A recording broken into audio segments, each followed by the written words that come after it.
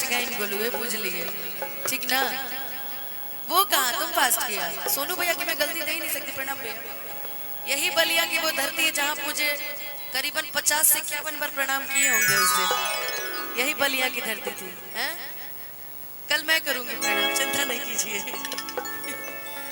कि आज लोढ़ा से सिकाई इनकर गाल सखिया, चारों दुल्हा में बड़का कमाल सखिया, चारों दुल्हा में बड़का कमाल सखिया, सारी गलियां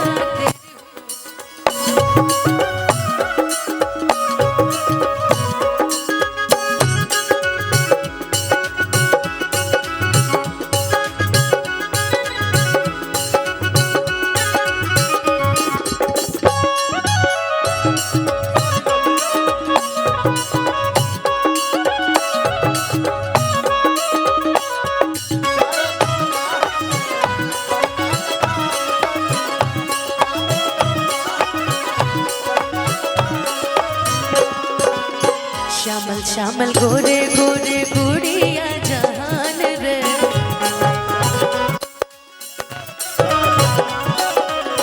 देखने ले आ अरे सुन ली रे कान रे,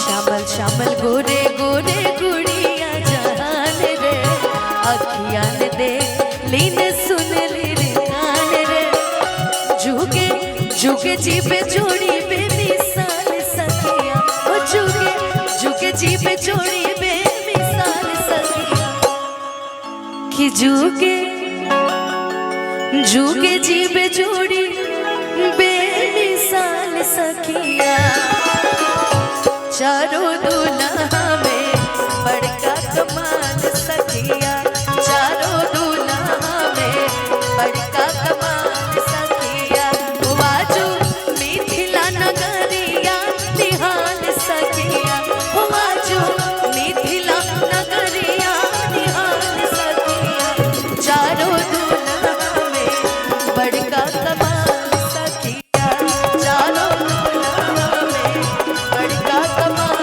सखिया, चारों दुल्हा में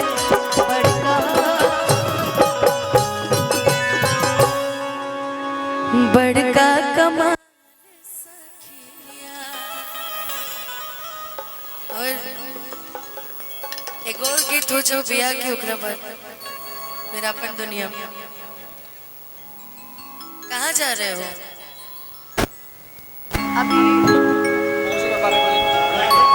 अभी बा कल ध्यान में रहे कि चाहिए। और किशन भैया की टांगी लियो, ठीक नो? कल आना है ना पक्का? ठीक बा। हाँ हाँ सब क्यों जानते पक्का था, हम कैसे गए? क्यों नहीं? अच्छा ठीक बा, तरुणवा में हम गा ले। ठीक बा, तरुण ते रहिए बस, बाकी सब चल जा, हमरा दिक्कत नहीं, ते रहिए। कि राम जी